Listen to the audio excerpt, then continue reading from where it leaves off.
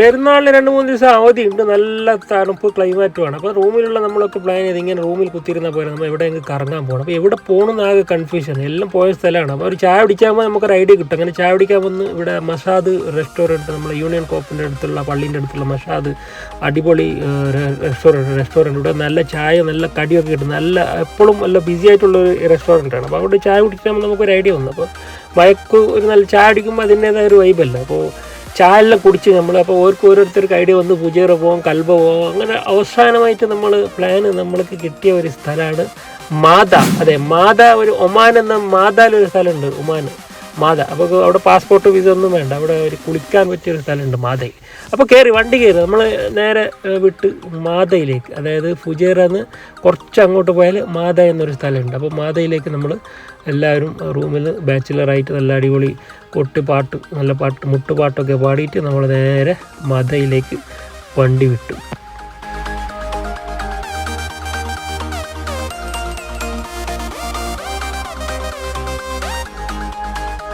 അങ്ങനെ നമ്മൾ മാദയിലേക്ക് എത്തി. ഒമാൻ മാദ. മാദ എന്ന് പറയുമ്പോൾ ഒമാനല്ല, ഇവിടെ പാസ്പോർട്ട് ഒന്നും വേണ്ട. നല്ല വൈബ്. നോക്കിയാൽ മലകളുണ്ട്. ആ മലൻ്റെ താഴെയാണ് നമ്മൾ കുളിക്കാൻ പറ്റിയ സ്ഥലമുള്ള. ആ കുളിക്കാൻ വെള്ളം ഒഴുക്കുള്ള നല്ല ഒരു കുളിക്കാൻ. ഞാൻ 2-3 വർഷം മുമ്പ് ഇവിടെ ഒന്ന് കുളിച്ചിരുന്നു. അതുകൊണ്ട് ഞാൻ പറഞ്ഞതാണ് മാദയിലേക്ക് പോയി ഇവിടെ കുളിക്കാതെ. അപ്പോൾ എല്ലാവരും നമ്മളോട് വന്നു. അപ്പോൾ എന്തായാലും നമ്മൾ കുളിക്കാൻ വേണ്ടി താഴേക്ക് നമ്മൾ ഇറങ്ങി പോവുകയാണ്. അതാ താഴേക്ക് നല്ല മൂഡിലാണ് നമ്മൾ കുളിക്കാൻ വേണ്ടി പോകുന്നത്. താഴെയാണ് ആ ഒരു പുഴയുള്ളത്.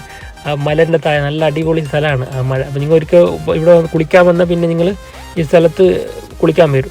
പ്രശ്നം എന്ന് വെച്ചാൽ ഇപ്പം ഈ ക്യാമറ തിരിച്ച് അത് ആ മലയുടെ താഴെയാണ് എന്നുള്ള വെള്ളമുള്ള കുളിക്കാൻ പറ്റിയ. അപ്പോൾ കുളിക്കുന്നതിന് മുമ്പ് സ്ഥലം ഒന്ന് കാണിച്ചു കൊടുത്തേ. നോക്കിയാ നല്ല മഴയുണ്ട്. നല്ല വൈബാണ്. അവിടെ കുറേ ഫാമിലിയൊക്കെ ഇരുന്ന് ഭക്ഷണമൊക്കെ കഴിക്കുന്നുണ്ട്. എല്ലാം ശരിയാണ്. പക്ഷേ പ്രശ്നം എന്ന് വെച്ചാൽ നമ്മൾ ആകെ തോറ്റുപോയി എന്ന് പറഞ്ഞാൽ നോക്കിയാൽ വെള്ളമില്ല, വെള്ളം വറ്റിയിരിക്കുകയാണ്. അപ്പോൾ വെള്ളമില്ല, കുളി ക്യാൻസലായി. അപ്പോൾ പിന്നെന്ത് ചെയ്തു, നമ്മൾ ബക്കറ്റ് ബിരിയാണി കൊടുത്തിട്ടുണ്ട്. അത് കഴിച്ചിട്ട് നമ്മൾ തിരിച്ചു പോകാമെന്ന് വിചാരിച്ചതാ. നല്ല അടിപൊളി 100 ദിർഹമിന് ബക്കറ്റ് ബിരിയാണി മേടിച്ചിട്ടുണ്ട്. ഹൈദരാബാദി നല്ല തയ്യൂബ് ബിരിയാണി, നല്ല തയ്യൂബ് ബക്കറ്റ് ബിരിയാണി. നമ്മൾ ഹൈദരാബാദ് ഡെനാട്ടൻ്റെ ബാക്കിൽ നിന്നാണ് ഈ തയ്യൂബ് ബിരിയാണി ഉള്ളത്. നല്ല പീസൊക്കെ നോക്കി, ഇത് പീസ് മാത്രമേ ഉള്ളൂ, ചിക്കൻ്റെ നല്ല പീസ്. ഇതാ തയ്യൂബ് kitchen and restaurant Hyderabadi biryani. ഇത് അടിപൊളി 100 ദിർഹമിന് 8 പേർക്കൊക്കെ സുഖമായിട്ട് ഇരുന്ന് കഴിക്കാം. പക്ഷേ പ്രശ്നം എന്ന് വെച്ചാൽ മസാല കൂടുതലാണ്, ചോറ് കുറവാണ്. മൊത്തം പീസ്, ചിക്കൻ്റെ പീസ് ഇങ്ങനെ നിറച്ചിരിക്കുകയാണ്.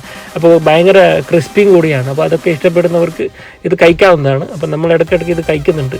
ഓക്കെ, എന്താ മസാല അല്ലേ, ക്രിസ്പി ആയിട്ട്. ചിക്കൻ്റെ പീസ് മാത്രമേ ഉള്ളൂ, ചോറ് കുറവാണ്. അപ്പോൾ ഭയങ്കര എരിവും കൂടിയായിരുന്നു. നമ്മൾ പിന്നെ ആ ഒരു വൈബിൽ നല്ല കാറ്റും മഴയുമുള്ള നല്ലൊരു വൈബ്, നല്ല മലയൊക്കെ ഉണ്ടല്ലോ, അങ്ങനെ ഇരുന്ന് നല്ല അടിച്ച് കയറ്റി ചോറ്.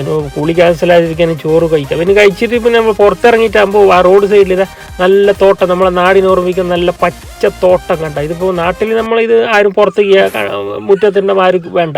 പക്ഷേ ഇവിടെ എത്തിയിട്ടാകുമ്പോൾ ഇതിൻ്റെ വാല്യൂ നമുക്കറിയാം. നോക്കി, ഇവരൊക്കെ ജന്മത്തിൽ അവരുടെ തോട്ടത്തിൽ ഇറങ്ങിയിട്ടുണ്ടാവില്ല. ഇവിടെ കണ്ടപ്പോൾ നോക്കിയല്ലോ, എല്ലാ തോട്ടത്തിൽ ഇറങ്ങിയിട്ട് ബായൻ്റെ മറ്റേ ഇതൊക്കെ നോക്കുന്ന ഫോട്ടോ എടുക്കുന്നതിൽ ഓരോരുത്തർ കണ്ട.